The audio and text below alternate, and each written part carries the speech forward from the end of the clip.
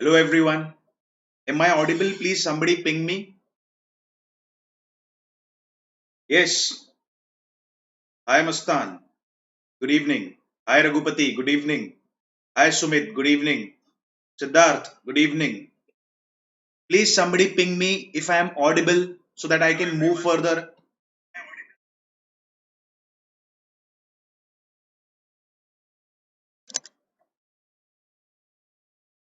Good evening Hemant.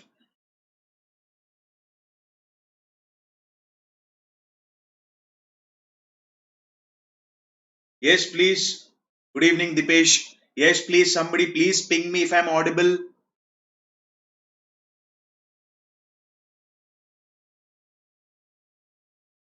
Good evening Harshita. Yes please somebody ping me.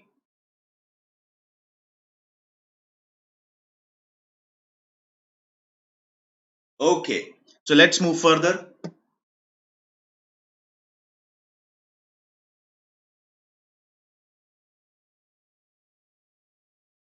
Hello everyone, welcome to Unacademy, India's largest online learning platform. Let's crack UPSC CSE English. Now before I start with the Buddhism series, that is Buddhism part 3, let me introduce myself. My name is Alok Ojha. I have done my engineering from Pune. I have been associated with the field of UPSC since past 6 to 6.5 years. I have been through various stages of civil services exam. I also hold the experience of giving CDS SSB twice. I hold the experience of exams like CAPF, EPFO, and Uttar Pradesh PSC exam. I hold the experience of teaching for 4 years and I have mentored more than 10,000 students for UPSC since past 4 years. Now, there might be question in the minds of an aspirant why one should choose Unacademy as a platform for online learning. So here are the ample of reasons why one should choose Unacademy as a platform for online learning. First of all, you'll have daily live classes on the Unacademy platform. Unacademy offers you assimilation of top and dynamic educators of India on a single platform. You can directly interact with the educators, you can clear your doubts, you can clear any sort of queries that you have with the educators. Second most important aspect, which I personally believe is very important from exam perspective. Now, aspirant needs to develop competitiveness. An aspirant needs to develop competence because aspirant is not only competing basically on the basis of a district. An aspirant is competing on pan India basis. So he needs to develop that sort of competitiveness. He needs to develop that sort of competence. I'll give you a very small example. Each year, approximately around 8 to 9 lakh students fill up the form for UPSC, out of which 10 to 11, out of which 3 to 4 lakh students write the prelims exam, out of which 10 to 11,000 students qualify the prelims exam, out of which 3 to 4,000 students write the 3 to 4,000 students qualify the mains exam, and finally 1,000 odd make into the final list. So if I filter it down, one aspirant is competing with 800 to 900 other aspirants. That is why it is necessary to build up that sort of competence. Getting the points clear? Then, all the courses on Unacademy platform are highly structured in nature and one can have unlimited access to the courses on Unacademy platform. These are the few top and dynamic educators of India from whom you're going to learn through.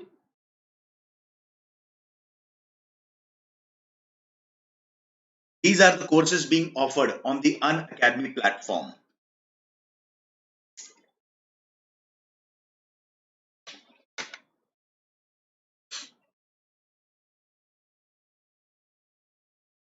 Please subscribe to Unacademy and use my code AKOUS. I repeat, please subscribe to Unacademy and use my code AKOUS.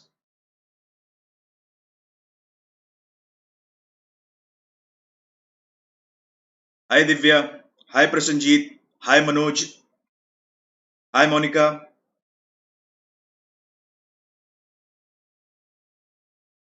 Okay. Now, for the people who are attending my session for the first time, uh, or who are attending my session or who are attending my lecture for the first time, let me tell you about the process through which we are going to see the entire course of history. Throughout my entire course of history, we are going to follow a very, very simple pattern, and that pattern is SFC, that is story, fact, and concept. Because I personally believe that it is quite easier to remember the fact and concept when it is associated with a story. Isn't that so? Now, like it is said, basically, whenever you go for a movie, you remember each and every dialogue of the movie. You remember the songs of the movie. You remember the incidents of the movie. Why? Because the entire movie was in the form of a story. So, throughout the entire courses of history, we are going to follow a very simple pattern, and that pattern is story, fact, and concept. Getting the points clear? That is SFC. You can watch my previous videos on Vedic civilization, on Mauryan Empire, and Buddhism part 1 and part 2. I have tried to simplify the things in the format of a story. So please go through that. Now, one more thing I would like to inform to the students. Like many students had a question, sir, what about Indus Valley civilization? What about Mahajanpads? My friends, I have covered Indus Valley civilization and Mahajanpads on the Unacademy platform. It is not on the plus course, it is on the special classes, and it is free of cost. Everyone can attend that, and everyone can please watch my videos. That is Rise of Mahajanpad and Indus Valley Civilization. All your doubts would be clear. I'm 100% sure about it. Okay? Now, let's move on with Buddhism series, and this is part 3 of the series. Now, let us understand again, let us move further detail into Buddhism. In my past lectures, for the people who are new, let me inform you what all things I have covered. In my past lectures, I have covered about the topic how Siddhartha became Buddha. Then I have covered the topics like five aggregates or Panchakhand. Then I have covered the topics like four noble truths and eightfold path. I have also covered the topics like Buddhist Sangha or monastic order. So let us move again with a very important topic which is important from the exam perspective, that is Chaitya and Vihar. Please everybody pay attention to the figure. Please everybody pay attention to the picture that is flashing on your screen. We'll try and understand this in a very simplified format. Everybody please pay attention on the screen. Now, let me give you a small review. Let me give you a small background about this, what we say, monastic order. Now, it is said that, listen to me very carefully. It is said that when when Buddha renounced his worldly life, or when Siddhartha renounced his worldly life, the first place he visited was Rajgriha. At a place called Rajgriha, here he met a king Bimbisar, and Bimbisar was ruling over the region of Rajgriha, which is located in the present day region of Bihar. Now, Bimbisar was a very good friend of Siddhartha's father or Buddha's father, and basically he offered 1 by 4th throne or 1 by 4th of his kingdom to Siddhartha, but Siddhartha denied it. Siddhartha told him that if I had a greed for power, if I had a greed for a vast empire, I am also a king, I am also a prince. Getting the points clear? My purpose of life is quite different. Yes, once the purpose of my life is fulfilled, I will revisit your kingdom again. So he left Rajgriha and went to a place called as Vaishali. Here at Vaishali, he met two people, that is Alara Kalam and Udak. And after meeting Alara Kalam and Udak, he learned the techniques of meditation from Alara Kalam and Udak. So, in very simple words, Buddha learned the techniques of meditation at a place called as Vaishali. Then he moved on to a place called as Bodh Gaya. Hope so. Are you understanding the series? Are you understanding the chronology? He visited Rajgriha, then he visited Vaishali.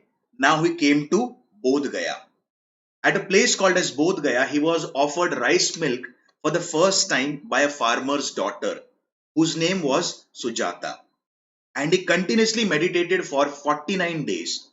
And on the 49th day, Buddha attained enlightenment under a peepal tree on the banks of Niranjana or Falgu river. Now, from now onwards, Siddhartha was referred as Buddha and Tathagat. Buddha means the enlightened one, and Tathagat means pathfinder of truth. Hope so the points are clear. After renunciation, he moved on to a place called as Rajgriha. From Rajgriha, he moved on to Vaishali. From Vaishali, he moved on to a place called as Bodh Gaya. Then, he delivered his first sermon at a place called as Sarnath, which is near Varanasi. Now, he was going back to his kingdom again, that is located at Kapilavastu. On the way back, he reached the kingdom of Rajgriha or Magad. If you remember, I have told you he had promised King Bimbisar that once the purpose of my life is fulfilled, once my goal is achieved, I would revisit your kingdom again. So he revisited the kingdom of Magad again. And at a place called as Magad, he started something called as Buddhist Sangh, or he started something called as monastic order. Now listen to me very carefully. Now, it is said that basically there were certain rules and regulation for a person to join Sangh. Now, minimum criteria or minimum age for joining Sangh was 15 years. A person who is ready to become a monk or a nun, that is bhikshu or bhikshuni, he should be ready to renounce his worldly life. He should not have any sort of worldly attachments. Getting the points clear? He had to take three kind of vows, and these were basically Buddham Sharanam Gacchami, Dhammam Sharanam Gacchami, and Sangham Sharanam Gacchami. I repeat, Buddham Sharanam Gacchami, Dhammam Sharanam Gacchami, and Sangham Sharanam Gacchami. What does this simply means? I take refuge in Lord Buddha, Buddham Sharanam Gacchami. I take refuge in the principles and teaching of Buddha, Dhammam Sharanam Gacchami. I take refuge and I become the part of this auspicious Sangh or monastic order. That is Sangham Sharanam Gacchami. Hope so the points are clear. Now, it is said that every person or every monk and nun, that is bhikshu or bhikshuni, had to follow certain commandments, had to follow certain rules and regulations. And one among the rules and regulation was one cannot keep money, one cannot keep property, and he has to spend his entire life on alms. What do you mean by alms? Alms simply means bhiksha. Getting the points clear? In very simple words, suppose I become a monk. Now I have to meditate. I have to spread the principles of Buddhism among the people. And now I had to depend upon the food that was given to me by the people. Getting the points clear? That is called as bhiksha or alms. Hope so the points are clear. Now listen to me very, very carefully. Hope so till this part the things are clear. Now, let us understand the concept of Chaitya and what we say Vihar. Let us understand what is this all about. Now, since these monks and nuns were highly dependent upon the alms or the bhiksha that were given by the people, these monks had to wander from place to place in search of food. Getting the points clear? And now they were dependent upon the bhiksha that was given by the people. Now, it is said that they wandered during summer season. They wandered during winter season. But during the monsoon season or during the rainy season, shelter. Getting the points clear? So that they can stay at this place. Getting the points clear? Now, listen to me very carefully. Now, these shelters were provided to the monks and nuns in the forest or in the jungles. In very simple words, in the forest or jungles, you will find caves. And these caves were used as shelters for monks and nuns. Initially, basically it is said that initially these caves were rest houses for kings. These caves were basically rest houses or a resting place for kings when they came to the jungle for hunting. But with the passage of time, when Buddhism started getting famous, are you getting the points clear? With the passage of time, when Buddhism started getting famous, these caves were being converted into rest houses for monks and nuns. Kings started patronizing these caves. Getting the points clear? When the kings started patronizing Buddhism, they started providing all sorts of facilities to the monks or nun in the caves itself. Getting the points clear? Hope so the point is clear till here. Now let's move further. Yes, please. The point is clear. Somebody please ping me so that I can move further.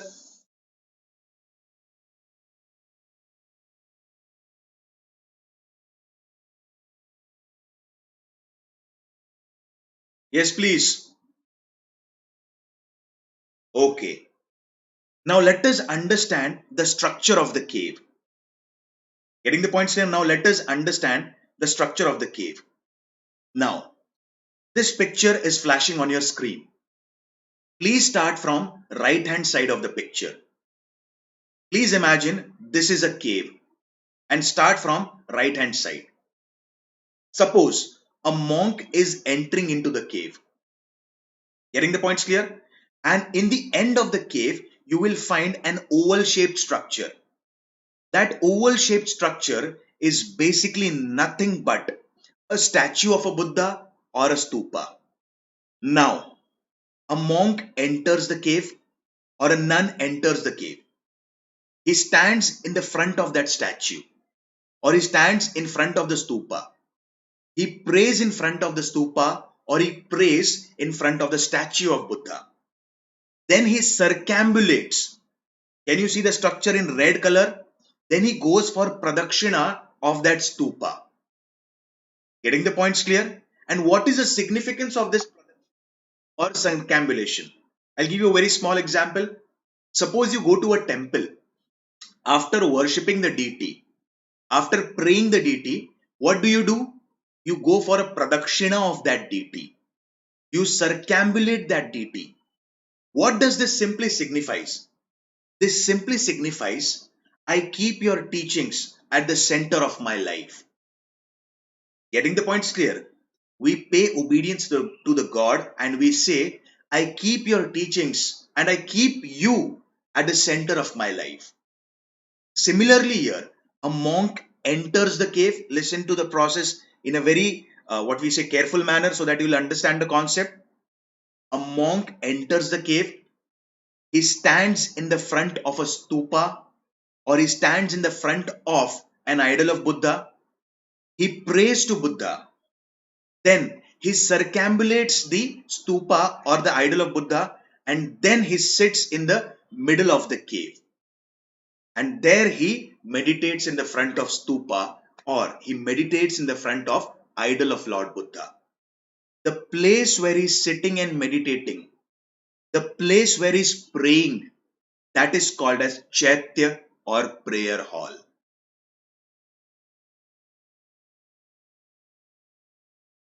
Are you getting the points clear? The place where that monk is sitting or praying in front of Buddha's idol or stupa is called as Chaitya or prayer hall. Isn't this similar to the structure of a temple?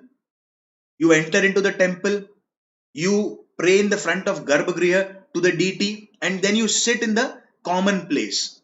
That is called as Chaitya or prayer hall. Getting the points clear? Now, listen to me further. Now, besides the Chaitya and prayer hall, there were rectangular cubes. Now, let us understand this.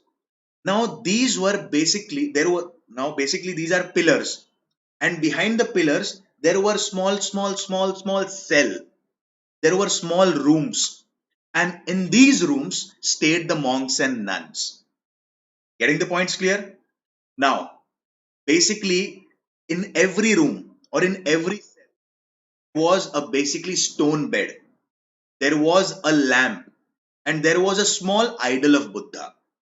I repeat, in every room or in every cell, there was a stone bed. Like it is said that monks and nuns, they cannot use cushions. Getting the points clear? So there was a stone bed. They cannot use pillows. Getting the points? Then, after a stone bed, there was a small idol of Buddha. There was a small lamp in every cell.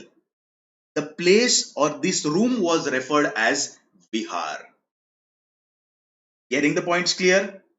I'll repeat the entire process again in short.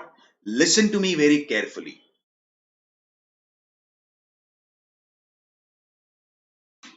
A monk is entering for, suppose this is the structure of the cave. Look at the right hand side of the screen. A monk is entering from the right hand side. Now at the extreme end, you will find an oval shaped structure. That is either a stupa or a statue of a Buddha. Now a monk is entering. He stands in front of the statue of stupa. He stand in front of statue of Buddha or stupa.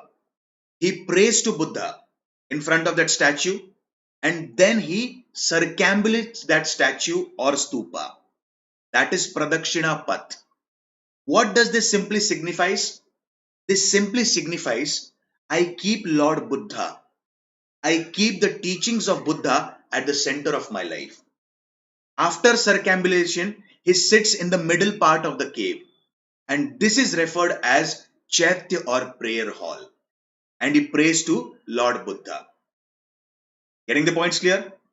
Now, at the extreme sides, on the other two sides of the cave, you will find small rooms or cells. These are referred as vihar or the place where the monks stayed. Getting the points clear? Now, in every cell or in every small room, you will find a stone bed. One can find a small statue of a Buddha and a small lamp. Getting the points clear?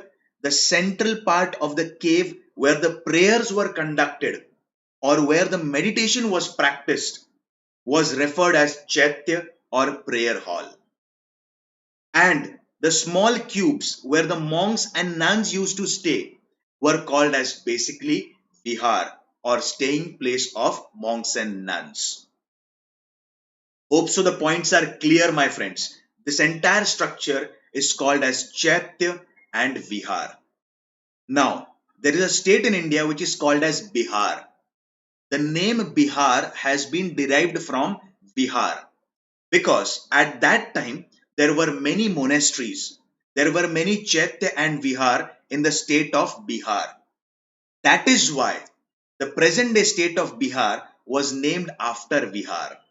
And one of the famous Vihars at that time was Nalanda Vihar, which later on also became Nalanda University. Hope so the points are clear. Chaitya and Vihar or these caves are called by different names. Now they are also called as Pasad.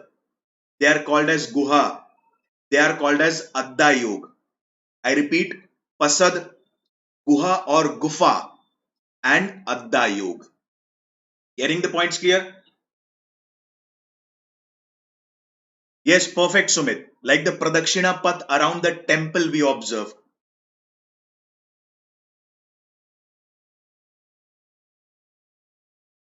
See, Satya, it is like you have asked me one question that if somebody is joining Sangh, getting the points clear. Now he is renouncing his worldly life. Now it is said that if he, like you have a question that he's hurting his parents. Now it is his personal decision. Nobody has asked him to renounce his worldly life, but he want a higher purpose for his own life. It is his own decision, and that is why he has taken the decision to renounce his worldly life. Getting the points clear? Because it is compulsory to renounce the worldly life, because until and unless you renounce the worldly life, you cannot focus properly on meditation. Meditation, not what we are practicing as a common man. Meditation to become a monk or a nun. Hope so, Satya. I have answered your question. Yes, please, somebody ping me if you have understood the concept of Chaitya and Vihar. Yes, please.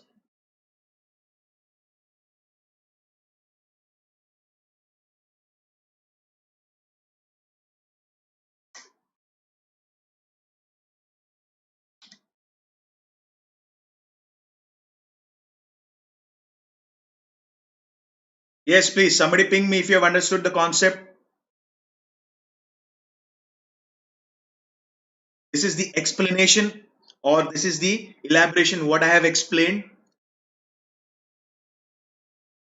Isn't this a very interesting concept?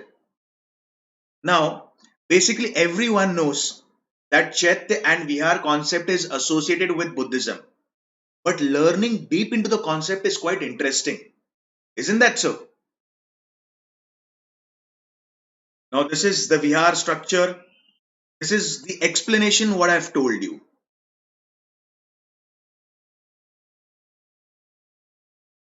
Now, let us move on with a very important topic, that is Buddhist monasteries. Questions have been asked time and again in UPSC prelims exam about Buddhist monasteries. Now, there was a question in UPSC exam, like here the monasteries are given, and on the second hand side, you will find basically, on the second side, you will find the location of these monasteries. So, the question was asked in the form of match the following. For example, Tawang Monastery, Arunachal Pradesh, MS Monastery, Ladakh. So, match the following, or the question is in the form of which among the following monastery is incorrectly matched. Getting the points clear? But I will go a bit detail into the monasteries. Apart from location, I'm also going to tell you the important specification of some of the monasteries.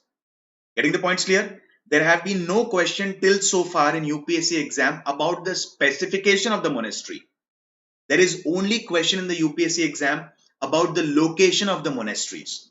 But still, we are going to look into the location as well as specification of the monastery. Getting the points clear? It is very necessary that I personally feel we should always be one step ahead in the preparation. We can expect, like it is said that, hope for the best and prepare for the worst. Isn't that so? So let's get started. Let us understand Buddhist monasteries. Now, Chaitya and Vihar. Initially, Chaitya was a prayer hall and Vihar was residing place for the monks and nuns. Now, Vihar was residing place for monks and nuns. But with the passage of time, with the turnover of centuries, these Chaitya and Vihar became important center of learning. Here basically Buddhist literature was taught, Buddhist principles were taught, and this is nothing but monasteries. And majority of the monasteries are, like it is said that majority of the monasteries in India are located in the region of Ladakh, Leh and northeastern states. I'm not saying that the monasteries are not present in the other parts of India. They are present in the other parts of India as well.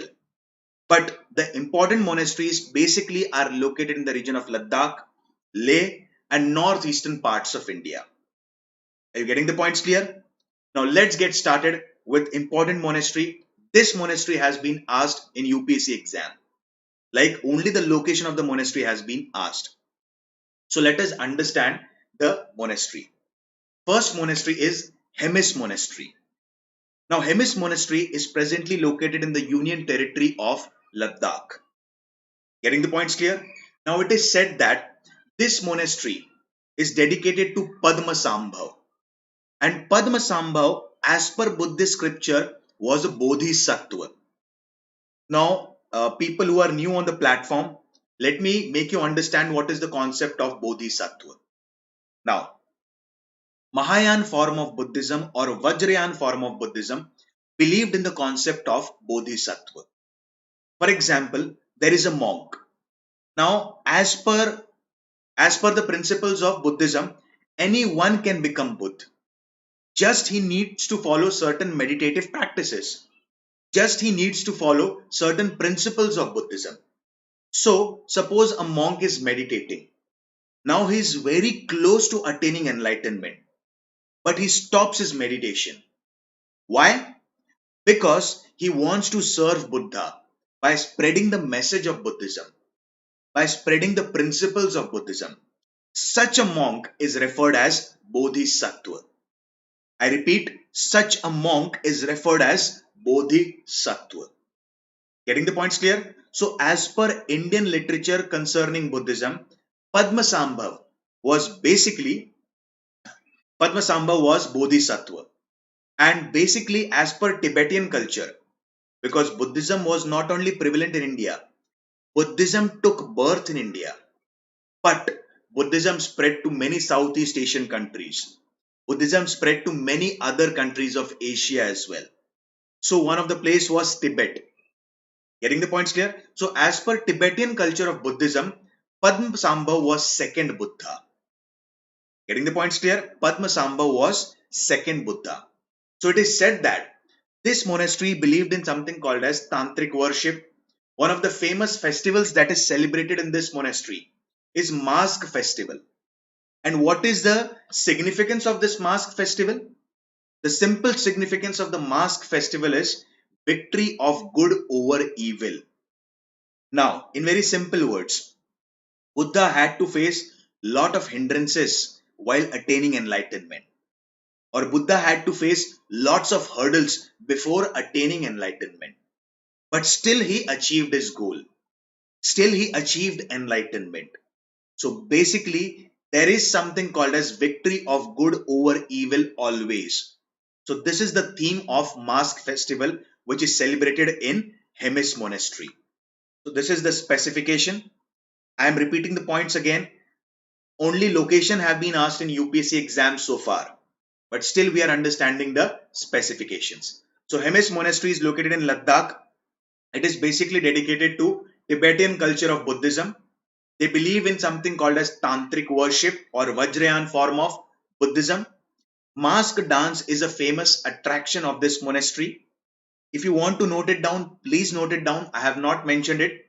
That the theme of the mask dance is victory of good over evil. I repeat, victory of good over evil. Hope so the point is clear.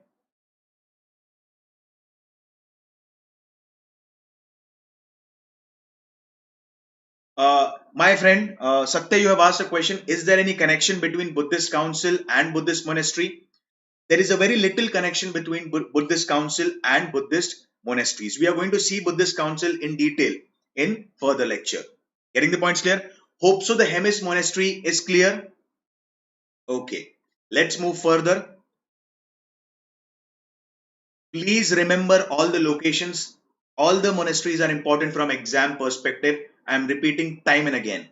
In the end, I am going to ask you the question. This monastery is located where? Okay. Next monastery is Thikse Monastery. Now, again, this is a Tibetan Buddhist monastery. Getting the points clear? It is located in Leh. Leh is again located near Ladakh. Getting the points clear? Now, it is said that it is the largest monastery in Jammu and Kashmir. Getting the points clear? And you will find a statue of Buddha located here. Now listen to me very carefully. Yesterday I have told you the concept of various sect of Buddhism. One was Heenyan sect, the other was Mahayana sect, and the third one was Vajrayana sect. Heenyan sect believed in the original teachings of Buddha. They believed that Buddha was not a god. They did not believe in the concept of idol worship. But the things were exactly the reverse in Mahayana and Vajrayana. In Mahayana and Vajrayana, they believed that Buddha was a god. They believed in the concept of idol worship. Getting the points clear? So I have used the word here. 49 feet Maitreya Buddha statue is located here. So in very simple words, this monastery belongs to either Mahayana sect or Vajrayana sect. Getting the points clear? So this is all about Thikse Monastery. Thikse Monastery is located in the region of Leh. It belongs to Mahayana or Vajrayana sect, and it is the largest monastery in Jammu and Kashmir. Mind my words, friends, it is the largest monastery in Jammu and Kashmir, not in the region of entire India. Hope so the points are clear about Thikse Monastery. Now, how come the question can be asked in UPSC exam? Consider the following statement about Thikse Monastery. First statement. This monastery belongs to Heenyan sect. Second statement. This monastery is the largest monastery in India. Which among the following statements are correct? My friends, both the statements are wrong. None of the above statement is correct because it is not the largest monastery in India. It is the largest monastery in the region of Jammu and Kashmir. And as I have told you, Hinian sect do not believe in the concept of idol worship. But here we find an idol of Lord Buddha. So this does not belong to Hinian. It belongs to Mahayan or Vajrayan. Are you getting the points clear? So this is all about Thikse monastery. Let's move on to the next monastery, that is Tawang monastery. Please pay attention carefully because in the end I am going to ask you certain question. Where is this monastery located? Okay? Now listen to me very carefully.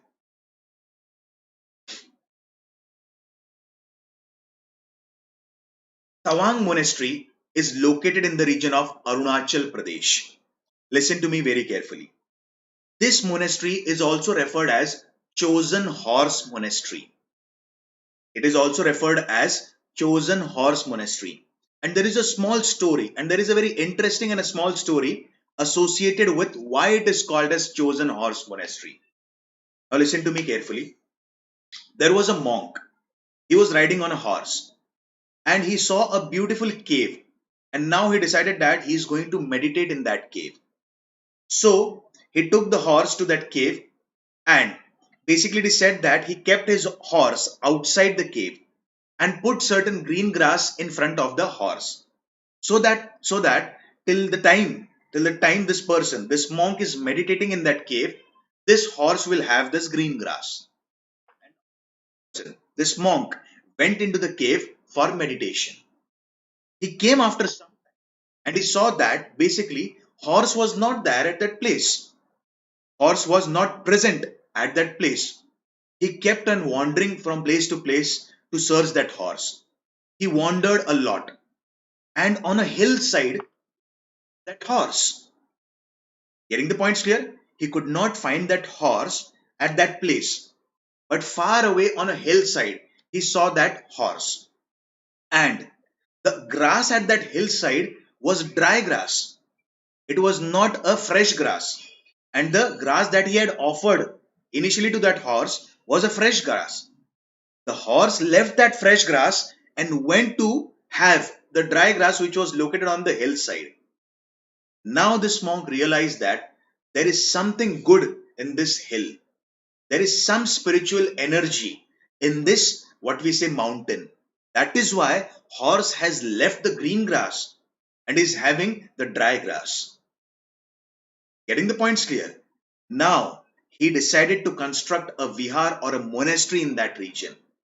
Getting the points clear? And that monastery is referred as Tawang monastery or Chosen Horse monastery. Why Chosen Horse monastery? Because the spot or because the place was basically chosen by whom? It was chosen by this, what we say, horse. Getting the points clear? That is why Tawang monastery is referred as Chosen Horse monastery. Getting the points clear? Isn't the story interesting?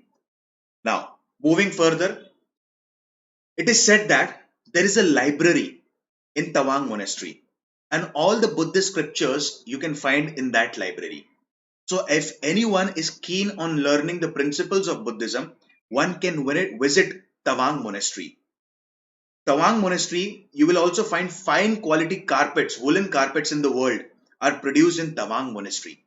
Very fine quality woolen carpets. Getting the points clear? And again, one more festival is celebrated. And that festival is Losar festival. I repeat, that festival is Losar festival. And the theme of Losar festival is again the same. That is victory of good over evil. I repeat, victory of good over evil. So this is all about Tawang monastery. Hope so the points are clear.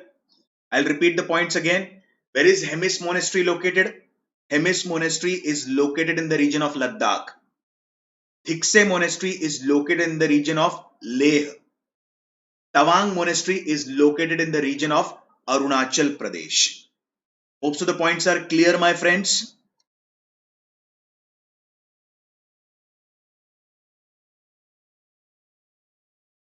Dipesh, you have a question about the state PSC. They have asked a question about Maitre Buddha.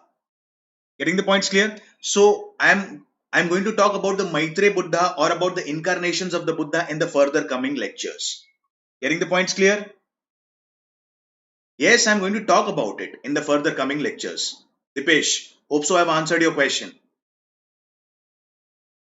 So the point about monastery is clear, my friends. Let's move further. Namdroling Monastery. Now,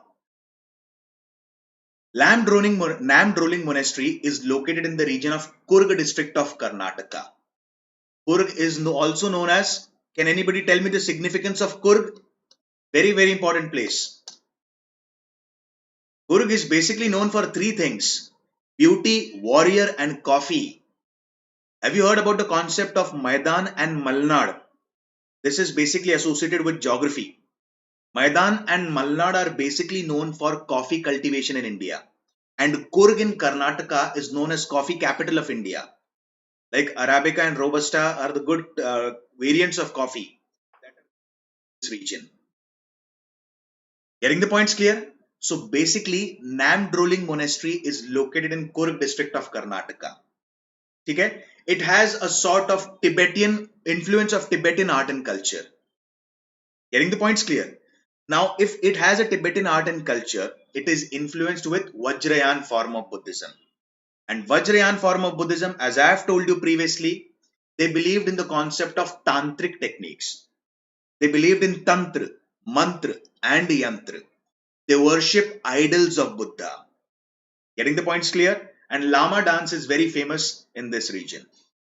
As I have told you, sometimes UPSC can create confusion, as majority of the monasteries are located in the northeastern part, Himachal Pradesh, Uttarakhand, and the region of Jammu and Kashmir. 90% of the student would mark the answer as these states. But Namdroling Monastery is located in Kurg district of Karnataka. Hope so the points are clear about Namdroling Monastery. Let's move further. Then comes Mindrolling Monastery. Listen to me very carefully. Mindrolling Monastery is located in Uttarakhand. Getting the points clear? It is stated that this monastery is located very, very close to Rajaji National Park.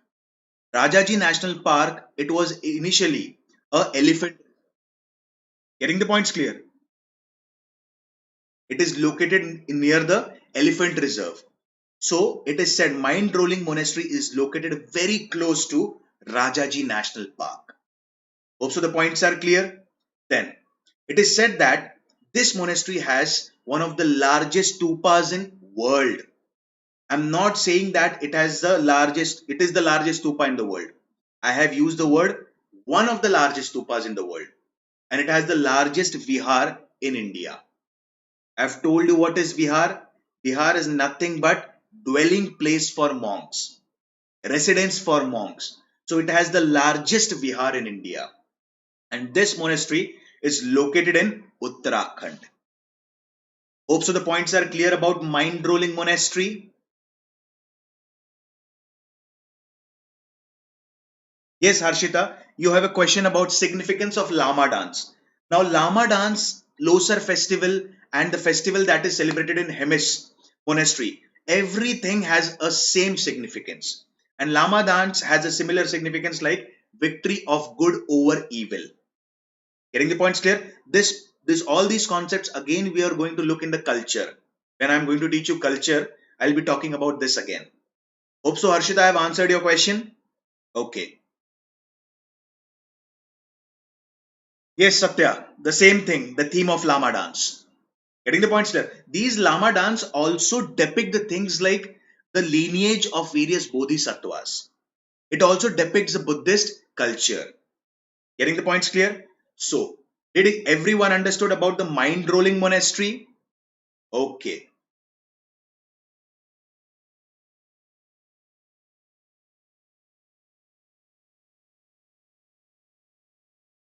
Now, I'll repeat the points again. The first monastery that we have seen was Hemis Monastery located in Ladakh, Thikse Monastery located in Leh, Namdroling Monastery located in Kurg district of Karnataka, Mindrolling Monastery located near Rajaji National Park in Dehradun district of Uttarakhand, Tawang Monastery located in Arunachal Pradesh. Okay, then comes Tabo Monastery. Now, Tabo Monastery is a very famous monastery and it is very, very important from exam perspective. If you are noting it down, please do a double star in front of Tabo Monastery, because let us understand why. Tabo Monastery is located in Spiti Valley of Himachal Pradesh. Even now, even in the monsoon season, even in the summer season, if you search the temperature of Spiti Valley, it would be below 0 degrees Celsius. Getting the points there? At such a place, monastery is located. And Spiti Valley is the most remotest place in India. Now, Lahaul and Spiti, these are the most remotest district of India. And monastery is located at such a wonderful place. Are you getting the points clear? So, Tabo Monastery is located at Spiti Valley in Himachal Pradesh. Now, this monastery is also called as Ajanta of Himalayas. And basically it is known for murals. Murals simply means painting that is done on the wall. Getting the points clear? Painting that is done on the wall is called as mural painting.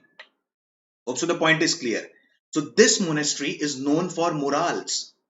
In very simple words, if you visit Ajanta and Ellora, you will find basically architecture, sculpture as well as painting.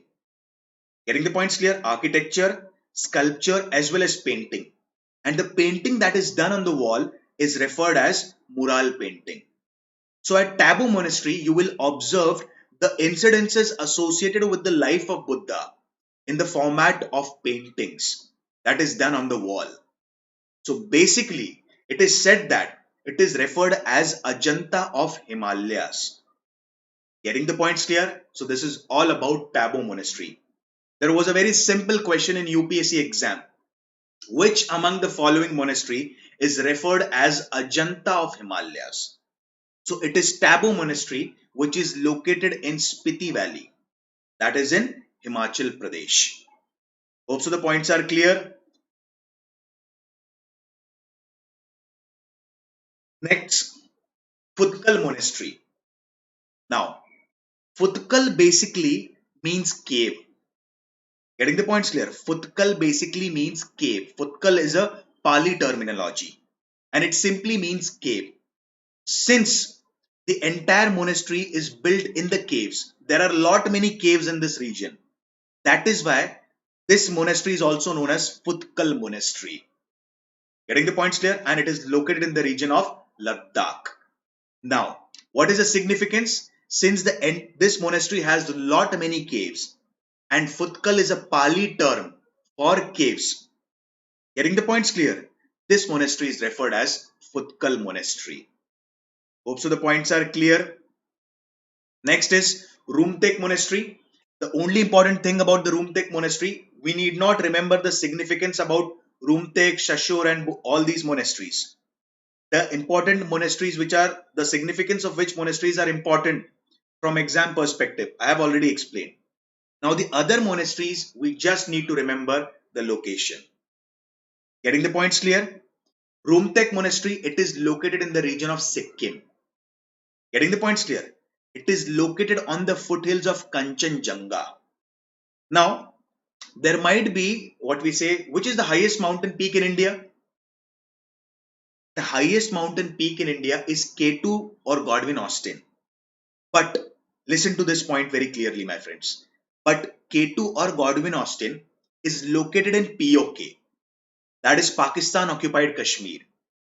And Kanchenjunga is the second highest mountain range, which is located in the region of Sikkim or the state of Sikkim. So if you observe properly, Sikkim can be called as highest mountain peak of it. Sorry, Kanchenjunga can be called as highest mountain peak of India. Getting the points clear? And on the foothills of that peak, is located a monastery which is called as Rumtek Monastery. Are you remembering? Are you memorizing the facts? Rumtek Monastery. Then comes Shashur Monastery. I repeat the points. There comes Shashur Monastery. Shashur Monastery is again located in Spiti Valley, Himachal Pradesh, and I have told you a while back about the Spiti Valley. Now, how can the question come in UPSC exam? Consider the following statement. Which among the following monastery is located in the region of Spiti Valley of Himachal Pradesh? First monastery is Thikse Monastery. Second monastery is Tabo Monastery. And third monastery is Sashur Monastery. Getting the points clear? So the answer is 2 and 3. That is Tabo Monastery and Sashur Monastery. Both of them are located at Spiti Valley in Himachal Pradesh. Hope so the points are clear, my friends. This is how the question comes in the UPSC exam. Getting the points clear? Now,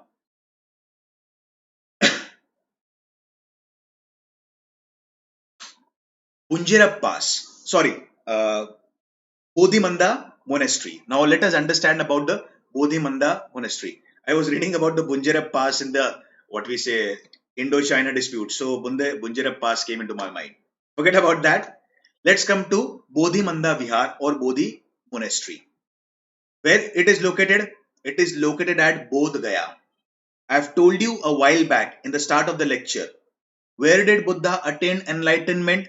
Buddha attained enlightenment at a place called as Bodh Gaya in Bihar, under a peepal tree on the banks of Niranjana or Falgu river. Getting the points clear? So, Bodhimanda Monastery is located at a place called as Bodh Gaya. And the most important significance of Bodh Gaya, I have already told you, Buddha attained enlightenment at a place called as Bodh Gaya. So if you wish to note it down, please note it down. Moving on to the next monastery, that is Inche Monastery. Inche Monastery is again located at the foothills of Kanchenjunga, which is in Sikkim. I repeat, Inche Monastery is again located at the foothills of Kanchenjunga, which is located in Sikkim. Hope so the points are clear. Now again, what sort of questions can be asked in UPSC exam? Which among the following monasteries are located, getting the points clear, in the foothills of Kanchenjunga? So there are two monasteries that are located in the foothills of Kanchenjunga. That is Rumtek Monastery and Inche Monastery. Getting the points clear? Then comes finally K Monastery. This was asked in UPSC exam. K Monastery is located in Spiti Valley, Himachal Pradesh. I repeat, K Monastery is located in Spiti Valley, Himachal Pradesh. So, there are three major monasteries that are located in Spiti Valley. Tabo Monastery, Sashur Monastery and K Monastery. Getting the points clear? And there are two major monasteries that are located on the foothills of Kanchenjunga in Sikkim. That is Rumtek Monastery and second is Inche Monastery.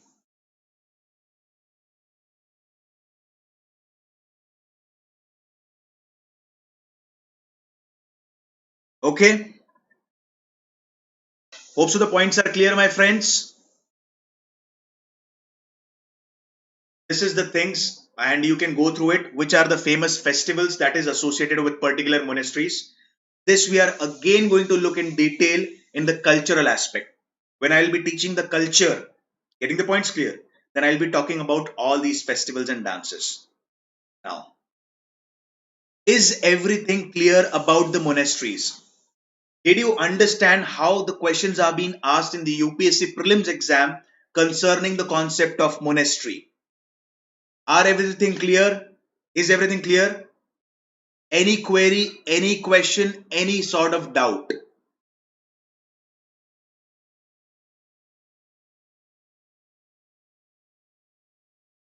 Like UPSC has only asked, as I've told you previously, monastery and its location. But let's go into let's go into a deep, that is specification. So hope so did you understand that?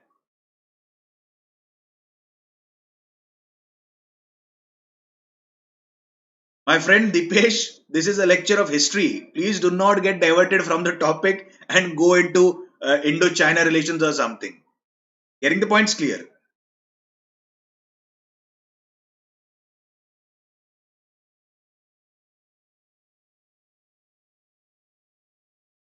Hope so the points are clear, my friends. Any query, any doubt? Okay. Let's move on with another important dynamic topic, that is mudras of Buddhism. Very, very important from exam perspective, because UPSC has asked one question, what is Bhumi Sparsha Mudra? I repeat, what is the significance of Bhumi Sparsha Mudra? This has been asked in UPSC exam. Okay. So we'll understand all other mudras which are important from exam perspective.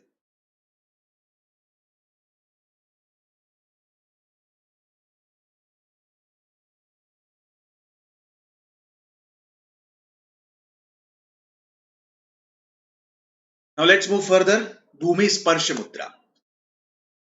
Now, it is said that, listen to me very carefully. What sort of question can be asked in the UPSC exam? What is the significance of each mudra? Okay, so let us understand the significance of all the mudras. First mudra is Bhumi Sparsha Mudra. What is the meaning of Bhumi? Bhumi means earth. Sparsh means touch. This mudra was performed by Buddha immediately after attaining enlightenment. Are you getting the points clear? It was performed by Lord Buddha immediately after attaining enlightenment. And what is the significance of that? I have attained the true knowledge. I have attained enlightenment. Who is the significance of that? Who is the evidence of that? This Mother Earth is evidence that I have attained true knowledge. That is the significance of Bhumi Sparsha Mudra. And this mudra was performed by Buddha immediately after attaining enlightenment. Hope so the point is clear about Bhumi Sparsha Mudra. Second most, and the mudra is depicted on the right hand side. Are you getting the points clear about the Bhumi Sparsha Mudra? You can see Lord Buddha. Lord Buddha, his left hand, he is sitting in the Padmasana position, that is in the yogic posture. His left hand is on his feet and his right hand is touching the Mother Earth. Getting the points clear? His right hand is touching the Mother Earth. That is the significance of Bhumi Sparsha Mudra. Hope so the point is clear, my friends. I have attained enlightenment. And this is exemplified by what?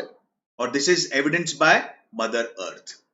Significance of Bhumi Sparsha Mudra. Second is Dhyan Mudra. Now, it is basically Dhyan Mudra signifies this mudra was performed before enlightenment.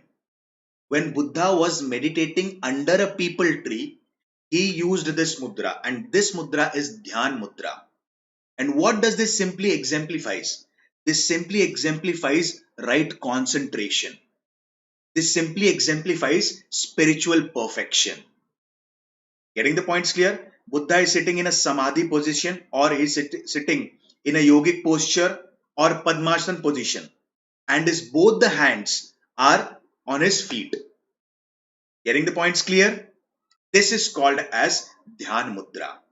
And this mudra was performed before attaining enlightenment or during the process of attaining enlightenment. Getting the points clear? And this symbolizes spiritual perfection. This symbolizes right concentration. If you remember, yesterday I have told you about the eightfold path, and one of the path was right concentration. What does that signify? One should follow his goal continuously, irrespective of whatever the troubles or hurdles are coming on your way. That is the significance of right concentration. So this is nothing but Dhyana Mudra. Getting the points clear? UPSC has asked Bhumi Sparsha Mudra. Dhyan Mudra, this is the Dhyan Mudra. Moving on to the next one, Abhay Mudra. Now listen to me very carefully. Are you getting the Abhay Mudra properly? Abhay Mudra is in this way. Getting the points clear? And what does this symbolize? Bhay. Bhay means fear. Abhay. fearless or victory over fear. Getting the points clear? Now, what does this symbolize? When Buddha was meditating or when he was going through the process of enlightenment, he performed Dhyan Mudra. After attaining enlightenment, he performed Bhumi Sparsh Mudra. And after that, he performed Abhay Mudra. And what is Abhay Mudra? Fearless. Getting the points clear? Why fearless? Now, Buddha had attained enlightenment. Buddha had conquered his senses. Getting the points clear? He was victorious over his senses. That is why he was having strength and inner security. So Abhay Mudra symbolizes a person he has conquered all his desire. Person he has conquered all his fears. That is why he has inner security. That is the significance of Abhay Mudra. Abhay basically means fearlessness. Hope so the significance is clear, my friends. Okay. Now,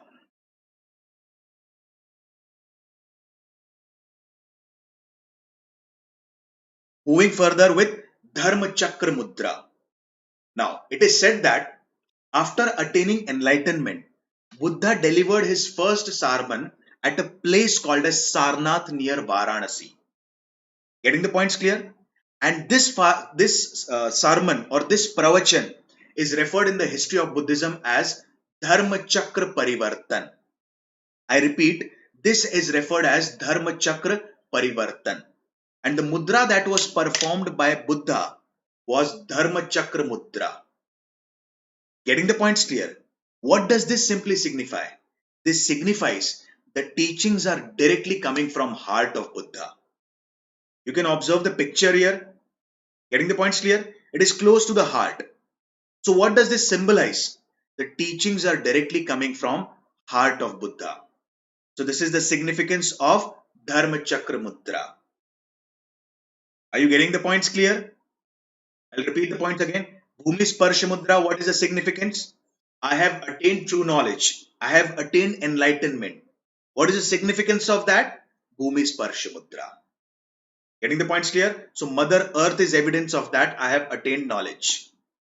Then comes Dhyan Mudra. It symbolizes right concentration or spiritual perfection. Okay. Then comes Abhay Mudra. Abhay means fearless, victory over senses, victory over fears, victory over desires. Getting the points clear? Abhay Mudra. Dharma Chakra Mudra simply means Buddha has performed this mudra, which simply signifies the teachings are directly coming from heart of Buddha. Hope so the points are clear. Next mudra is Vitark Mudra. Please observe the mudra properly.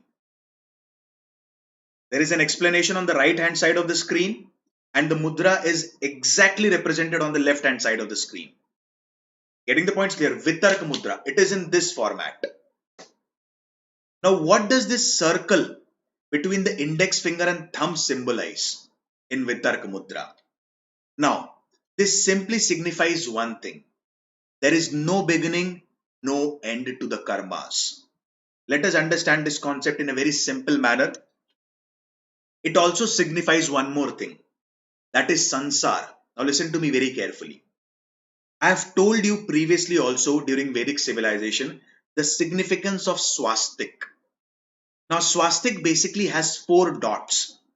And these 4 dots symbolize or signify the status of our soul depending upon the stock of our karmas. Getting the points clear? The status of our soul depending upon the stock of our karmas. In very simple words, 4 dot, 4 significance. For example, if I have performed bad karmas throughout my life, my soul might be in hell, or I might be reborn as an animal or a lower being. If I have done good karmas throughout my life, getting the points clear, my soul might be in heaven, or I might be reborn as a human being. So in very simple words, the soul is stuck into the karma. Getting the points clear? There is continuous process of birth, death, birth, death, birth, death. Sansar, zero, beginning, end, beginning, end, beginning, end, or no beginning, no end, no beginning, no end. This is the significance of Vitark Mudra. This simply exemplifies karma theory, and Buddha says that one should one should perform good karmas throughout his life. Knowingly or unknowingly, person performs bad karma. Getting the points clear? Unknowingly, we are involved into certain sort of bad karmas, but we should perform good karmas also so that we can balance that bad karma. This is the significance of Vitark Mudra. Getting the points clear? Moving on to the next mudra, that is Anjali Mudra. Anjali is very simple mudra. It is in the simple form of Namaste. Getting the points clear? You might have seen the pictures of Buddha.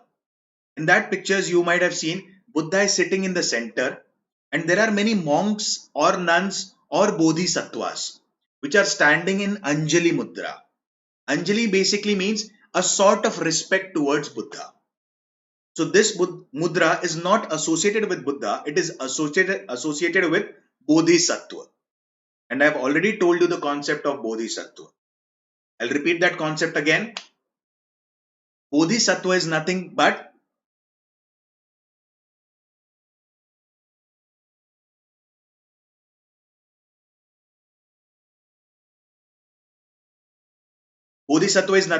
person who is very close to attain enlightenment. But he stops the process of attaining enlightenment because he wants to spread the message of Buddhism. He wants to spread the message or principles of Buddha. Getting the points clear? So, this mudra, Anjali Mudra, is dedicated to Bodhisattvas. So, hope so the points are clear about Anjali Mudra. Next is Vajra Mudra. Now, listen to me very carefully. Vajra Mudra is in this way. The index finger of the left hand, and you are covering that index finger with your fist. This is nothing but Vajra Mudra. And what is the meaning of Vajra? Vajra simply means weapon. Getting the points clear? And this mudra simply signifies knowledge. Getting the points clear? You have the knowledge. Getting the points clear? This index finger symbolizes the knowledge. Getting the points clear? But while attaining knowledge, you might have all sorts of troubles or hindrances in life. But when you are stuck to your goal, you will 100% achieve your goal. That is protection in the form of fist. Getting the points clear? Buddha was hell-bent on attaining enlightenment, on attaining the true knowledge. Getting the points clear? And his knowledge is also protected. Hope so the point is clear. So higher wisdom, getting the points clear, higher knowledge is the significance of Vajra Mudra. And this mudra is not famous in India. This mudra is famous in the region of Korea. Getting the points clear? Next is Uttar Bodhi Mudra. I repeat, Uttar Bodhi Mudra. Uttar Bodhi Mudra you can see on the screen. It is in this form. This simply exemplifies enlightenment. Getting the points clear? It simply exemplifies enlightenment. Hope so. The point is clear about various mudras. I'll repeat the points again in short within a minute. Bhumi Sparsh Mudra performed immediately after attaining enlightenment. This signifies that Mother Earth is the evidence that Buddha had attained enlightenment. Second is Dhyan Mudra. This was performed basically during the process of attaining enlightenment. The significance is spiritual perfection. Abhay Mudra simply means Abhay. Bhay means fear. Abhay means fearlessness. Buddha has conquered his senses. He has conquered his desires. Getting the points clear? He has conquered his inner senses. So he is fearless now. That is the significance of Abhay Mudra. Dharma Chakra Mudra, it was performed at a place called as Sarnath near Varanasi. Getting the points clear? Now, Dharma Chakra Mudra, its simple significance is the teachings or the principles that Buddha is saying are directly coming from heart of Buddha. Then comes Vitarka Mudra. It simply signifies the karma theory which I have explained in detail. Then comes Anjali Mudra. Anjali basically means Namaste Mudra. Getting the points clear? Now it is for the Bodhisattvas and not for Buddha. With Vajra Mudra, it it signifies knowledge or wisdom. And Uttar Bodhi Mudra, it signifies enlightenment. So this is about various mudras. In UPSC, there was a question on Bhumi Sparsha Mudra. So isn't the topic interesting? Did you get everything? Any query, any doubt, any sort of question? Yes, Satya, you had asked me a question. Why there was no monastery at a place called as Sarnath? My friend, there is a stupa at a place called as Sarnath, and this stupa was constructed by Ashok. We are going to see this. Getting the points clear, Satya?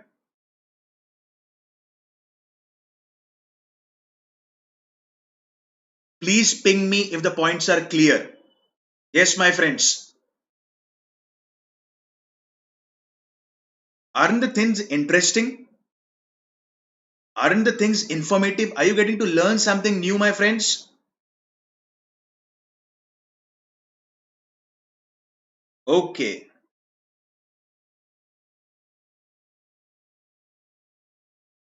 We are looking at each and every topic which is important from exam perspective. Okay. Now let us understand another very important concept called as stupa. Getting the points clear? It will take 20 to 25 minutes. Okay. So let us understand the concept of stupa.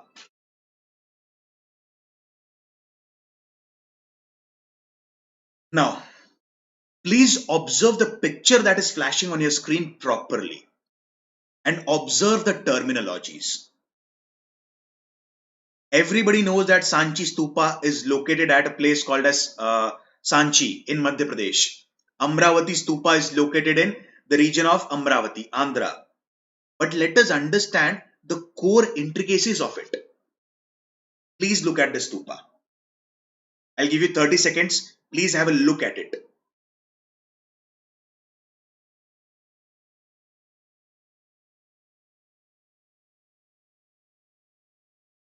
Okay. Now let us understand the significance of all the concept. Getting the points clear?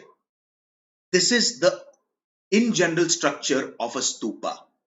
Now let us understand each and every terminology in detail. Getting the points clear? There have been questions in UPSC exam. What is Anda? What is Harmika?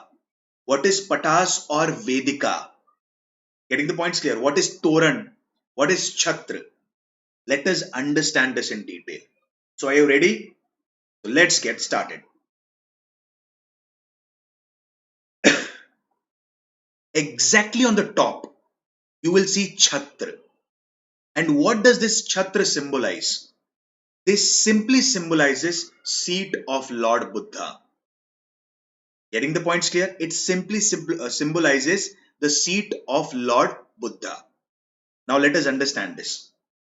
In this Chhatra, it is basically symbolizes higher knowledge, supreme knowledge or wisdom. And supreme knowledge or wisdom is synonymous with Lord Buddha. Getting the points clear? So Chhatri or Chhatra simply symbolizes seat of Lord Buddha. Getting the points clear? Coming down. There is something called as a square railing called as Harmika. Getting the points clear? There is a square railing called as Harmika. Harmika is a square railing which can only be entered by bhikshus or bhikshunis. It is a circumambulation path around the chhatra. Getting the points clear? It cannot be entered by a common man. It is a square railing which can be entered by bhikshus or bhikshunis. And it is a circumambulation path around the chhatra. That is Harmika. Are you getting the points clear? We are coming from top to bottom. At the top of the stupa, we have Chhatra, which symbolizes Buddha, which symbolizes wisdom, which symbolizes knowledge. Below that, we have Harmika. Harmika is a square railing. It cannot be entered by a common man but by bhikshus and bhikshunis. They circumambulate around the chhatra. Getting the points clear? Then let's move on to the next concept, that is Anda. Anda is the actual stupa. It is semi-sphere in the shape. It is a solid core. And at the top of Anda, let us understand this, at the top of Anda and below Harmika. Listen to this carefully. At the top of Anda and below Harmika, there is a place called as Tabena. I repeat, there is a place called as Tabena. And what is Tabena? At a place called as Tabena, things associated with Buddha are kept. I repeat, at a place called as Tabena, things associated with Buddha are kept. Please look at the picture and listen to me simultaneously so that the concepts are clear. I'll repeat the points again. At the top, we have Chhatra, which symbolizes knowledge or wisdom. Then we have Harmika, which is a square railing. Then we have Anda. Anda is a actual stupa. It is semi-sphere in shape. It is a solid core. It cannot be entered. But at the top of Anda and below Harmika, you can see a small circle below Harmika. Can you see that? Tabena. And what is Tabena? Now let us understand. I have told you previously, when Buddha died at a place called as Kushinagar or Pava. I've told you this in the first session. When he died at a place called as Kushinagar or Pava, his body relics were distributed among 8 royal families. For example, his hair was given to one of the family, his nails were given to somebody else. So it is said that basically each and every part of Buddha symbolizes Buddha himself. That is why over the body part of the Buddha, a stupa was constructed. Getting the points clear? Because each and every part of the Buddha symbolizes Buddha himself. Getting the points clear? So it is said that a stupa was constructed over his nail. A stupa was constructed over his hair. So nails are kept in the part of Tabena. Hair is kept in the part of Tabena. The begging bowl or the alms bowl of Buddha is kept in the Tabena. Getting the points clear? That is called as Tabena. And this is Anda. Hope so the points are clear, my friends. Listen to me very carefully. First is Chhatra. Then comes Chhatra symbolizes seat of Buddha or higher knowledge. Then comes basically Harmika. It is a square railing, basically a sort of pradakshina path for bhikshus and bhikshunis. Then comes a semi-spherical structure, that is Anda. It is a solid core. It cannot be entered. The upper structure of the Anda is called as Tabena. Getting the points clear? Body relics of Buddha are kept there, or any belonging of Buddha is kept there. Example, alms bowl of Buddha is kept there. Hope so Anda is clear. Now let's move on with other concept, that is Pradakshina Path. You can see the other Pradakshina Path, and I have already told you the significance of Pradakshina Path. What is the significance of Pradakshina Path? It can be entered by everyone. What is the significance of Pradakshina Path? Let us understand. I keep the teachings of Buddha at the center of my life. I keep the principles of Buddhism at the center of my life. I keep Lord Buddha at the center of my life. That is the significance of Pradakshina. Getting the points clear? Now, one starts the Pradakshina from east, then he moves to south, then he moves to west, then he moves to north, and again he moves to the east. I repeat, he starts his Pradakshina from the east, he moves to the south, then he moves to the west, then he moves to the north, then again he comes to the east. This is the proper pattern of Pradakshina. And what does this signify? I keep the teachings of Buddhism and Buddha at the center of my life. That is the significance of Pradakshina Path. Hope so the points are clear. Now, moving further, I'll repeat the points again. Please look at the picture and listen to me simultaneously. So each and every part is clear. Chhatra, it symbolizes supreme knowledge or wisdom. It symbolizes seat of Buddha. Then comes Harmika. It is a square railing. Then comes Anda. Anda is nothing but it is a semi-spherical like structure. It is a solid core. No one can enter into it. At the top of Anda, we will find something called as Tabena. Getting the points clear? Buddha's relics are kept there, or any belonging of Buddha is kept there. Then we have Pradakshina Path. Please look at the picture. Then we have Pradakshina Path. What does this symbolize? This simply symbolizes I keep the teachings of Buddha. I keep the principles of Buddhism and Lord Buddha at the center of my life. Getting the points clear? Then comes Medhi. Medhi is nothing but second Pradakshina Path.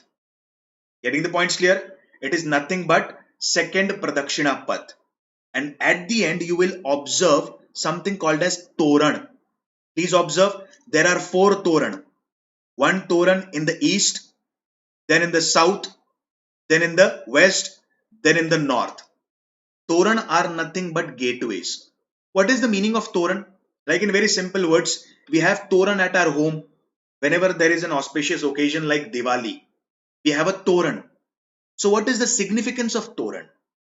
Toran simply signifies that we are entering into an auspicious place. Getting the points clear? We are entering into an auspicious ambience. That is the significance of Toran. And the last one is Vedika. Vedika is nothing but boundary wall of the stupa. I repeat, Vedika is nothing but boundary wall of the stupa.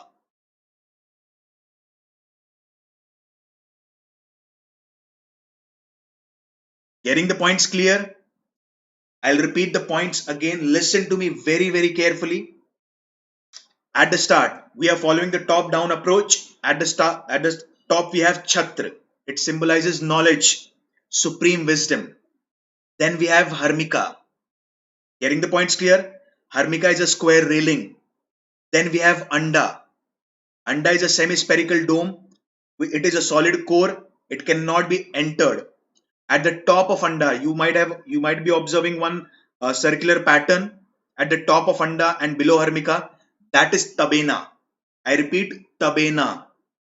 What is the significance of Tabena? The belongings of Buddha are kept here.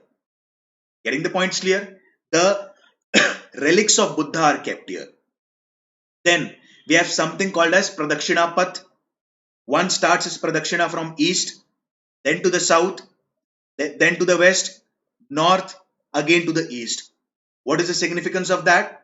I keep the teachings of Buddha at the center of my life. Then comes Medhi, which is second Pradakshina Path. Then comes Toran. Toran symbolizes that one is entering into an auspicious place. Then comes Vedika. Vedika is nothing but a boundary wall structure of the stupa. Getting the points clear? Now there are 3 types of stupas. Listen to me very carefully. There are 3 types of stupa. First is Sharirik stupa. Second is basically Paribhogika stupa. And third is Updeshika stupa. I repeat, Sharirik stupa, Paribhogika stupa and Uddeshika stupa. Now what is Sharirika stupa? As I have told you, after the death of Buddha, Buddha's relics were distributed among the 8 royal families. Now for example, one of the stupa is constructed over the nail of the Buddha. One of the stupa is constructed over the hair of the Buddha. That is Sharirik stupa. In very simple words, it is constructed over the body parts of Buddha. Getting the points? Then comes Paribhogika stupa. In very simple words, stupa which is constructed over any of the belongings of Buddha. A very small example. A very small example. One of the stupa which is constructed over the arms bowl of the Buddha, that is Paribhogika stupa. And the other stupa is Uddeshika stupa. It simply means, it is basically to signify the knowledge of Buddha, to signify the principles of Buddhism. Getting the points clear? So these are the three type of stupas: Sharirik stupa, Paribhogika stupa, and Uddeshika stupa. So this is all about the architecture of stupa. And this is the explanation of stupa, what I've explained you now. Or this is the elaboration of the things that I have explained you right now. Hope so the points are clear, my friends. Aren't the things interesting? Are you getting to learn something new, my friends? Yes, please, somebody ping me.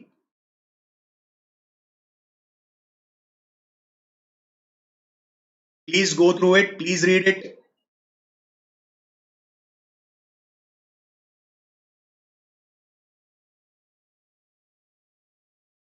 Yes, Amol, you had asked me a question. What is Tabena?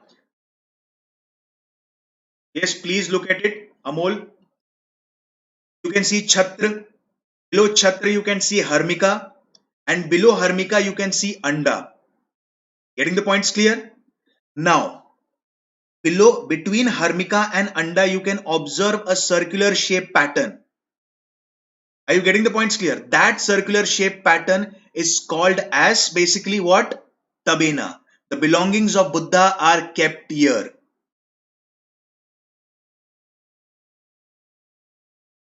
Dipesh, my friend, I'm going to explain things in detail. I'm going to talk about the stupas, various type of stupas. Please do not hurry up. Getting the points clear? Please understand the architecture of it.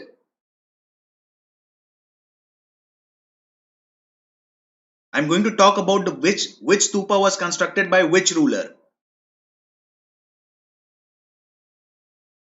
Okay, Amol, did I answer your question?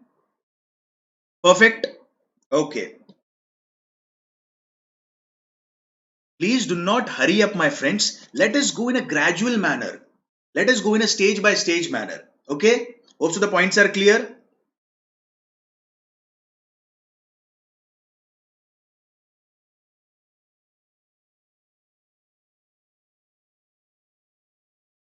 Okay.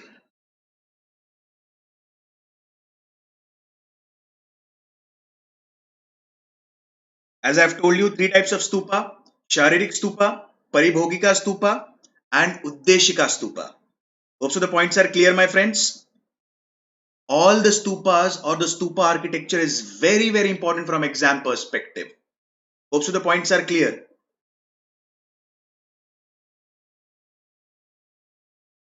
Okay. Now let us understand the important stupas in India. It will take hardly 5 to 10 minutes. And this is the last topic of the day. Okay. It is pronounced as Tabena. Amol, you have asked me a question how it is pronounced. It is pronounced as Tabena. Okay. Okay. Now, Sanchi Stupa. Let us understand this. Now, Sanchi Stupa, name itself suggests it is located at a place called as Sanchi, which is in Madhya Pradesh. Now, listen to me very, very carefully. This stupa was constructed by Ashok, and it has a very important significance in the life of Ashok. Now, let us understand this why. Now, it is said that when Ashok was moving to a place called as Ujjain, listen to me very carefully. When Ashok was moving to a place called as Ujjain, he halted at a place called as Vidisha, which in ancient text is also referred as Base Nagar. Getting the points clear? When Ashok was moving towards a place called as Ujjain, he halted at a place called as Vidisha, which in ancient text is represented as Base Nagar. Getting the points clear? Now, he met a girl named as Devi here. Getting the points clear? And she was a daughter of a local banker. Getting the points clear? And both of them married at a place called as Sanchi. Hope so the points are clear. Both of them married at a place called as Sanchi. And Ashoka in his later times became a staunch follower of Buddhism. And his wife Devi was also a staunch follower of Buddhism. Now Ashoka decided to construct a stupa at a place called as Sanchi. This is the significance of Sanchi stupa. Now it is said that initially it was made up of bricks. Getting the points clear? Now, it is said that the last Mauryan ruler was killed by Shungas, that is Pushyamitra Shunga. And Shungas was basically a Brahmin dynasty. They believed in the concepts of Brahminism. Now, Pushyamitra Shunga destroyed all the stupas. Now, it was later reconstructed by his son, Agnimitra Shunga. Hope so, Dipesh, your doubt is clear now. Getting the points clear? Now, this was destroyed by Pushyamitra Shunga and it was reconstructed by his son, Agnimitra Shunga. Getting the points clear? Initially, it was made up of bricks, but later it was again rebuilt in stone by the Shunga rulers, specifically Agnimitra Shunga. Getting the points clear? Now it is said that there was later on rule of Satwahan rulers in the Deccan region. Getting the points clear? Now Satwahan rulers added a new concept into the stupa, and that new concept was Toran. Hope so the points are clear. I have already told you about Toran. So Satwahan rulers added one more concept, that is Toran. Hope so the points are clear, my friends. So this is nothing but Sanchi Stupa, and it was declared as UNESCO World Heritage Site in 1989. Hope so the points are clear about Sanchi Stupa. So it was constructed by Ashok. It was originally made in bricks. Later, it is said that it was destroyed by Pushyamitra Shunga, and later it was reconstructed in stone by son of Pushyamitra Shunga, that is Agnimitra Shunga. Hope so the points are clear. Satwahan added a new concept of Toran into the stupa structure. Let's move further. Dhamek stupa. Now, this stupa is basically cylindrical in shape. As I've told you previously, that immediately after attaining enlightenment, Buddha delivered his first sermon at a place called as Sarnath, which is near Varanasi. Getting the points clear? And Ashoka constructed one of the stupas at this place. This is referred as Dhamek Stupa. Getting the points clear? Now it is also called as Rishipatan or Mrigdaya. Now why Mrig? Mrig means basically deer.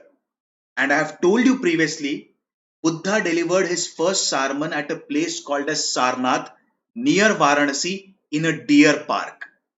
That is why this stupa is also referred as what we say Mrigdaya. Hope so the points are clear. It is said that Chinese pilgrim Xuanzang has visited this stupa in 7th century AD.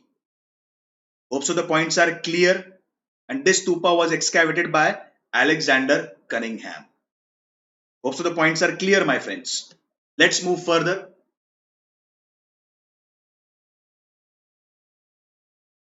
Chaukhandi Stupa.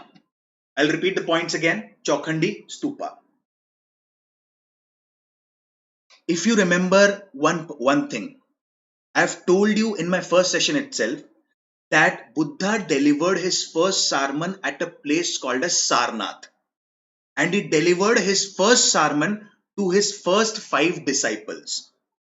They were Kondinya and 4 others. Getting the points clear? I've told this in my first session.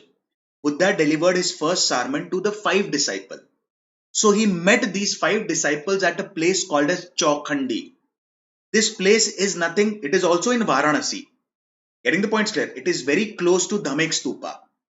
Since Buddha met his first 5 disciples at a place called as Chaukhandi, a stupa was constructed here by the Gupta rulers. Getting the points clear? This is called as Chaukhandi Stupa. Getting the points clear? The architecture of the stupa was later on changed by Govardhan. And Govardhan was son of Raja Todarmal. Getting the points clear? Raja Todarmal was one of the ministers in the court of Akbar. And Akbar was son of Humayun. Getting the points clear? So later on, during the Mughal period, the architecture was changed by Govardhan. He was the son of Raja Todarmal. Getting the points? And this stupa finds mentions in the writing of Chinese traveler Yun Sang. So what does this simply exemplifies? Yun Sang might have visited Chaukhandi Stupa. Hope so the points are clear. So Chaukhandi Stupa and Dhamek Stupa both are located in Varanasi. Getting the points clear? The only difference is that Buddha delivered his first sermon at Sarnath near Varanasi. So there Dhamek Stupa was constructed.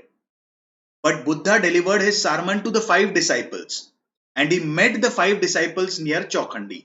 So another stupa was constructed here again. So this is the significance of Chaukhandi stupa. Are the points clear, my friends?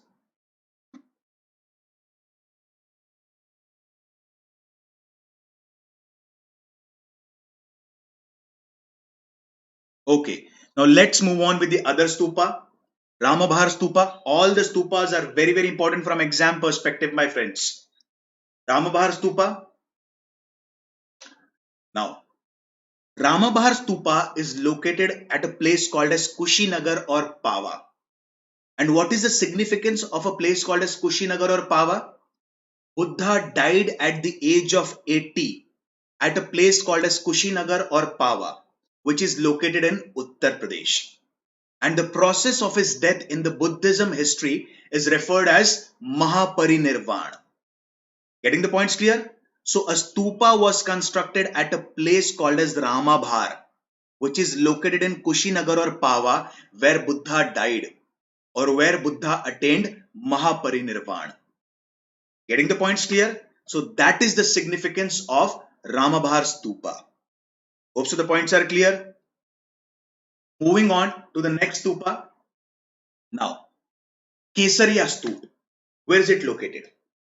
Kesariya Stup is located at a place called as Champaran in Bihar. Now, what is the significance of this stupa? Let us understand. This stupa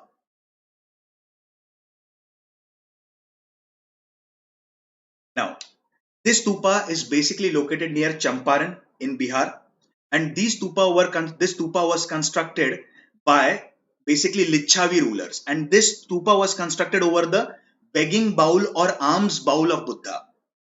I have initially told you, my friends, there are 3 types of stupa: Sharirik stupa, Paribhogika stupa, and Uddeshika stupa. Sharirik stupa means these stupas are constructed over the body relics of Buddha. Paribhogika stupa simply means that these stupas are constructed over the what we say belongings of Buddha. So alms bowl is a belonging of Buddha. Getting the points clear? So Kesariya stupa is constructed over the alms bowl of Buddha. So it is nothing but Paribhogika stupa. Getting the points clear? And what is one more significance of the stupa? Like Buddha died at a place called as Kushinagar or Pava. But he told his disciples that basically the time of his death is near now. Getting the points clear? The time of his Mahaparinirvan is quite close now. He told this to his disciples at a place called as Kesariya in Bihar. And one more thing, Buddha also told his disciples one more thing, that one should follow the teachings of Buddha in a logical manner. Do not follow the teachings of a Buddha in a blinded manner. Getting the points clear? Follow the teachings of Buddha in a wise manner. Use your wisdom while taking the decisions in learning the teachings of Buddhism. This was instructed by Buddha to his disciple at a place called as Kesariya. So this is nothing but Kesariya Stupa. Now let us understand with another stupa, Anantapindika Stup. Now, Anantapindika Stup, it is located in Shravasti. And Shravasti is nothing but modern day Ayodhya, which is located in eastern UP. Getting the points clear? Now, Anantapindika was a disciple of Buddha, and Anantapindika staunchly followed the principles of Buddhism. He gave all sorts of bhiksha. He gave all sorts of alms to the bhikshus and bhikshunis. Getting the points clear? So, like it is said that he was involved in all sorts of philanthropic activities. So, a stupa was constructed in his name. That stupa is called as Anantapindika Stupa. Hope so the points are clear. That stupa is referred as Anant Pindika Stupa, and he was a very, very wealthy merchant. Hope so the points are clear, my friends, about Anant Pindika Stup.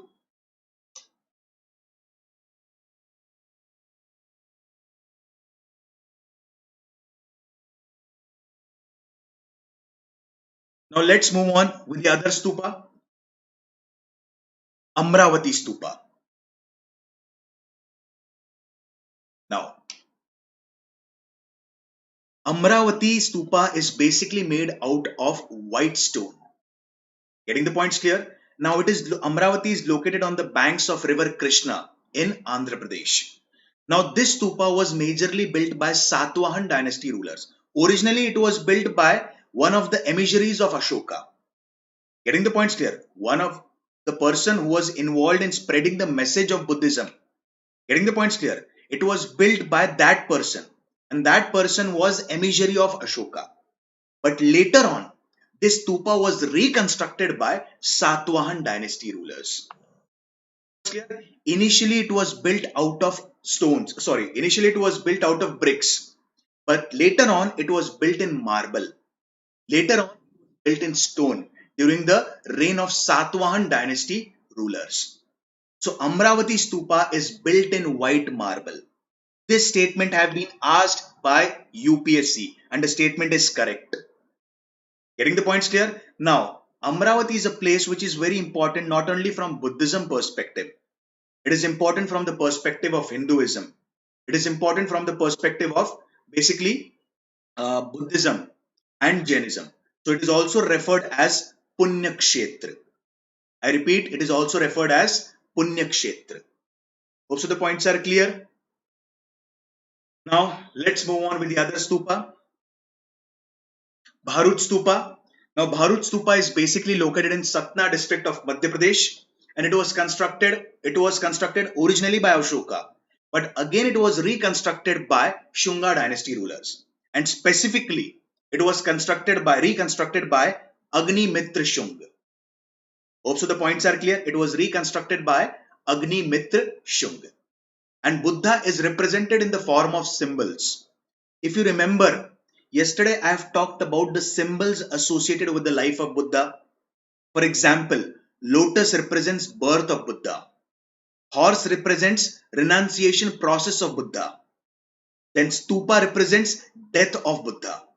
So in a very simple format, Buddha is represented in a pictorial or a format of a symbol.